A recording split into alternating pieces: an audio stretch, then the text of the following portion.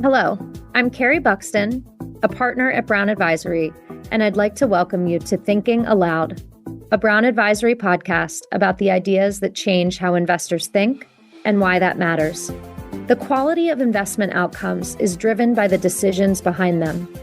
This podcast looks upstream at the ideas and experiences that shape how those decisions are made. We hope these conversations spark reflection, encourage new ways of thinking, and remind us that there's always more to learn. Hello, listeners, and welcome to the third episode of Thinking Aloud. I'm Harry Jebb, and I work on the business development team here at Brown Advisory. I'm pleased to be joined by Ryan Myerberg, portfolio manager on our global fixed income team. Ryan, I want to start with congratulations and perhaps commiserations on the football this year. I know you and your two boys are Arsenal fans, and after almost 20 years and more recently a few years of petering out, what has this season meant to you personally? Thanks, Harry. Yeah, it's been an absolutely incredible spring season at my house. Arsenal finally winning after 22 years, and the New York Knicks, as a native New Yorker, finally winning after 53 years, which is hard to believe. But in terms of the Arsenal, it's been an amazing year. I think made even better to enjoy it with my boys. When you go for a long period of time, when things don't really go your way, it becomes a bit of a challenge. And then to be so close over a 3-year period and then get over the hump, it's pretty remarkable. And I spent a lot of time actually kind of talking through it with my boys about the effort and what goes into winning. How do you deal with losing, the ups and downs? And this was an up and down year, but to kind of get to that final place and to win and to share with my boys was really special. But yeah, I think there's just so many interesting things you can take away from sport in that context, and with young boys who are sort of just learning it now and going through it now. I don't want them to expect that this is always going to be like that, because we know how this thing goes. But it was actually a really, really special year. You're an avid runner with something like 6 marathons in the last 5 years.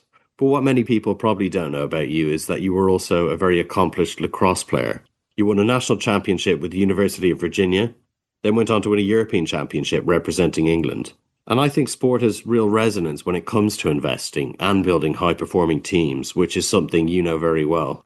What lessons from competing in high-level sporting environments have you carried into investing? Well, there's so many parallels, as I said. The first is that it's hard and it's humbling, and you have to suffer, physically in sport, mentally as well. And you learn, I think, going through that it is really the effort that makes the outcome, and the ability to achieve something of that outcome when you have a group of individuals who focus less on themselves and on the collective, and you accomplish something together is really, really special. And, I was reading this really interesting thing about graft and working hard. It's actually out of an AI piece with this idea that, you can use AI and it just makes everything easier for you. And that the concern is that you just don't really know how to put in the effort because it's so easy. And that it's sort of linked to this research piece, and that actually your brain physically changes with effort, but not just effort. It's the suffering. It is the friction, the frustration, this, have the moments of wanting to quit. But when you work through that, you physiologically actually change. And I think that's something that's really, really fascinating, that whether it's sport or it's investing, it can be really, really difficult. But when you pull people together to accomplish something, whether it's trying to win a championship in whatever sport you play, or it's the outcomes for your client and you achieve it, it's really, really remarkable. And just going back, as a father, I spend a lot of time talking to my kids just about the effort, because that is the only thing you can control. You can't really control the outcomes. And it's the same in investing. It is about the work you put in, and, being humble and grinding together to try to achieve outcomes. And sometimes you get it right, sometimes you don't. But those are the linkages between sport and investing that I find so interesting. And I say this all the time to our team, say it to our clients, that investing, it is sport in a way, because you have this scoreboard that you look at every single day. Are you winning and are you losing? And our job as investors is to provide the best outcomes we can for our clients. And so focusing on that scoreboard and trying to outperform the market, our peer group, delivering on the outcomes our clients need. That is all rooted in focusing less on the individual and focusing more on team. And that's how we've always thought about building teams in the past. And here at Brown Advisory, is just making it a collective where it's all about the outcome and not about the individual. Taking a step back, you manage an unconstrained bond fund. So the remit's broad, your environment changes quickly, and markets rarely play out as expected. What do you look for when building an investment team that can handle that kind of unpredictability? Well, I think first it's about composition of team. When you think about what we do, which is as you mentioned, this really broad remit. And it's a huge world. When you think about what we can invest in from a geographic perspective, from an asset class perspective, you need a team around you supporting you as a portfolio manager that has a unique skill set, each of these individuals, that each can really focus on their area of expertise, but not in a silo, in the context of, okay, we are a collective, we are a group, and we need to provide this outcome for clients. And so I think what we really focus on when we build teams are finding people who are aligned with the idea that it's not about oneself, it's about the team. That's first and foremost. But, there's a few books that I've read in the past about team, and you learn a lot sort of going through it yourself, when you play sport, or, when you're learning the ropes as an early investor from the people that are your coaches or your mentors about team. And you try to augment that with ideas from the past, from other people and books. And so there are two books that I've read in the past. I've actually reread one because it's about to be the 250th anniversary of the United States, which is near and dear to my heart. It's called Team of Rivals by Doris Kearns Goodwin. And she wrote about when Abraham Lincoln became president and how he created his cabinet. So all the people supporting him as president. And his focus was on bringing in people that were, in the title of the book, Team of Rivals, people who had different views. In some cases, people who were running against him, for the nomination to become president. All this idea that it's not about creating an echo chamber. It's about having people who have a different way of thinking, that have different views on the world, different experiences in terms of how they came up as an investor, their individual backgrounds. And when you create, I think, that diversity of views and individuals, all with the idea that each of those people can bring something different to the team in terms of skill set, in terms of outlook, but that all buy into this idea of the collective, you make yourself more resilient, more flexible, and with a willingness to be able to challenge each other to navigate what can be a very, very uncertain world. And when we are faced every single day with things that are changing. And so that to me is really important. And, in the past, when Colby, Chris, and I built a team with Janice Henderson, we were really thinking about bringing people that were different that could support us. Here at Brown Advisory, it's been the same thing. We're surrounded by really talented people with different skill sets, different experiences, who are all focused on one singular objective, which is to provide the performance and the outcomes that our clients need. The other book that I've read in the past that really influenced how I thought about team was written by a guy called John Wooden. And so for our non-American listeners, John Wooden was a basketball coach at the University of California, Los Angeles, back in the middle of 20th century,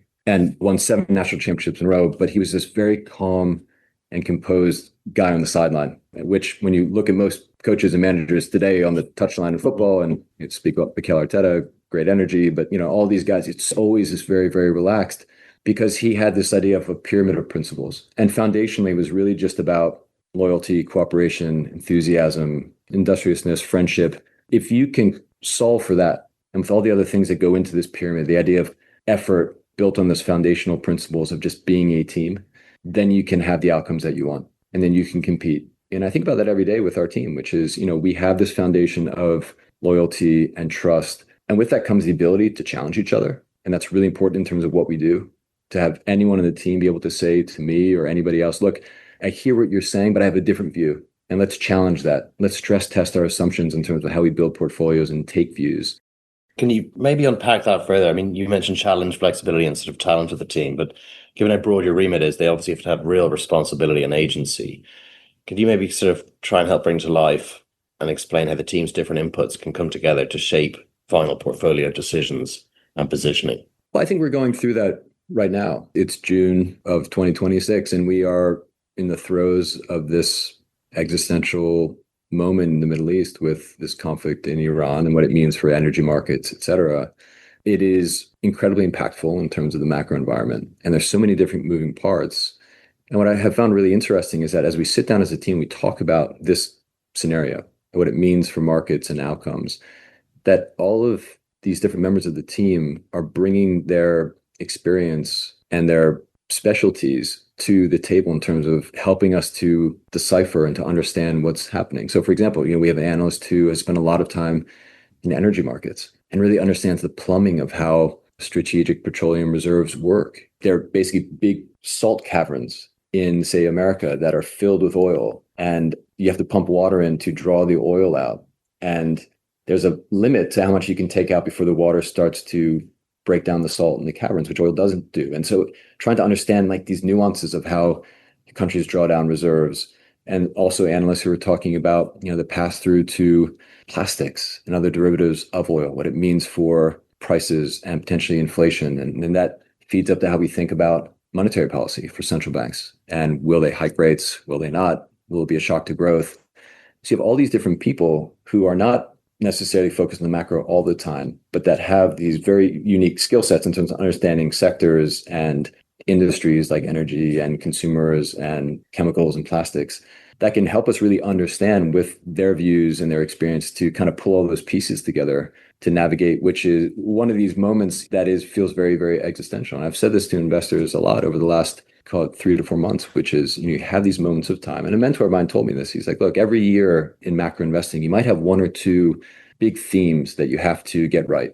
But once every 5 to 10 years, you have these existential moments that change everything. And I think back over the last 25 years that I've been doing this kind of dot-com bubble, GFC, European sovereign crisis, COVID, and here we are faced with another one of these sort of existential moments. So we have to get it right, but we also have to utilize all this different input in order to really have a view of where we're going and then how we position portfolios to try to take advantage of it.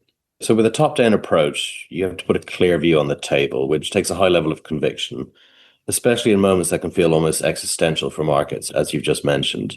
How do you deal with the pressure of making those calls in those situations when the answer is uncertain and the consequences are meaningful? This is the definition of the role as a portfolio manager. Your job is to assimilate all this information, to separate the signal from the noise, to utilize all the resources that you have around you, and to make, as you mentioned, conviction calls on where the market's going to go and then how we position to take advantage of that. And I think it is about making a call, and it's also about having conviction. And that is really a team approach. There are 3 of us who manage a portfolio together. We've been doing this together for a long time. And we sit down and we really start to put all the cards down on the table and say, these are the different scenarios that could happen in these situations or any situation, probability weight those scenarios, and then make a decision. And it's hard. I think being an investor, you have to sometimes be comfortable with being uncomfortable because things can change very quickly. Your thesis can break. You're not always going to get it right. And so part of it is about having a call. Part of it's about having conviction. Part of it is about, managing your risk, which is really important, especially in fixed income. We talk a lot about the asymmetry of our asset class, where your upside's relatively capped, your downside can be very significant. And so you have this sort of multifaceted approach to making a call based on the level of your conviction and then managing that risk. But that is ultimately the brief of what we do. It is, to me, the most intellectually stimulating job you could possibly have. When you are asked to understand politics and economics and psychology and all these different things. Now I'm spending a lot of time on tech and AI, which is uncharted territory for me. I mean, all these things keep you just hungry for more. And it's really our role to just kind of distill that down into a view, as you said, in a level of conviction and then express it in portfolios. That sounds incredibly exciting as long as you can handle that pressure. So we all know time horizons are central to all investing. In our equity strategies, the benefit of our partnership structure allows us to take a longer term view than our peers, which can be a real advantage. In fixed income, though, you have to think across several time horizons at once. You've got your strategic view, the cycle, central banks, credit spreads, liquidity, the next data print, to name a few, all which operate on different timescales. How do you balance that when building the portfolio? I think there's maybe 2 ways to answer that question. And the first is really understanding what our strategy and strategies are meant to do in our clients' portfolios. Because that, to me, it really defines how you think about time horizons and style. When I think about what our strategy as a fixed income strategy is meant to do in our clients' portfolios as one building block amongst many building blocks, it is meant to be a stability asset. It is meant to be a complement, sometimes a counterbalance to equity risk. And that sometimes can be lost by managers in terms of like this constant focus on like, what is the role my strategy is meant to do in clients' portfolios? So that's the first thing that we have to focus on. But the second is time horizons. And you're right. The way that you express views in your portfolio and the risk that you take do play out over different time horizons. And you mentioned sort of strategic view. I mean, for us, we've always thought about it in the context of where is the world going to be over the next 6 and 12 months? And so to do that, we sit down as a team, not just my co-portfolio managers and I, but also the entirety of the team every December. And we take a look at all the major developed economies around the world, major emerging countries around the world. And we think about growth and inflation, monetary and fiscal policy, all these different factors, and then try to assess where we think each of those economies are in the economic cycle, and then get a sense of kind of where is the global economy going at a point in time. And then we look at all these different asset classes that we have available to us, whether it's interest rates or it's credit, emerging markets, others. Look a lot of valuations, of course, because that is sort of the lifeblood of what we do as investors in terms of, are we getting paid to take the risk that's in front of us? And then when we build our portfolio based on that view of the world, of where we think we are in the cycle and the different outcomes and the probability weighting of those outcomes, we expect that to play out over the next 6 and 12 months. And you really shouldn't be chopping and changing that too often. Now, of course, things happen, Russia invades Ukraine, or now we have this thing going on in the Middle East, and you have to be willing to go back to the table and really talk about, what has changed, or has anything completely changed our view of the world? Sometimes it does. But those views typically will sort of play out over 6 and 12 months. But, and this is sort of very unique to what we do in fixed income versus, as you mentioned, our equity strategy was take a much longer term view, 5-10 years in terms of the compounding of capital with individual businesses. There are these things that are happening all the time. You have central bank meetings, you have elections, and we can be very tactical in terms of, how do we tilt portfolios for shorter term opportunities that can be very accretive to portfolios. This kind of real time alpha that exists in our marketplace, whether it's in currencies or interest rates or in credit, that we can use to sort of augment the overall returns of the portfolio. So we do have a multifaceted 2-lens approach to time horizons, but all with the idea of going back to the sense of, like, what is this strategy meant to do? Never really losing sight of, we have to play that really important role that fixed income is meant to do in clients' asset allocation mixes, in the context of sitting alongside not just equities, but I think, increasingly as you look at asset allocation portfolios, it's not just equities, but private credit and private equity and, all sorts of different risk assets that are in clients' portfolios now. And so in our view, fixed income needs to be different. It needs to have different levers for performance that can be very complementary. And as I mentioned, it can also be a counterbalance or sort of negatively correlated to those risks as you go through a cycle over the course of a 5 to 7 year period. Brian, thank you very much for your time today. Appreciate it. My pleasure. Thank you for listening to Thinking Aloud. Please subscribe to hear more conversations like this.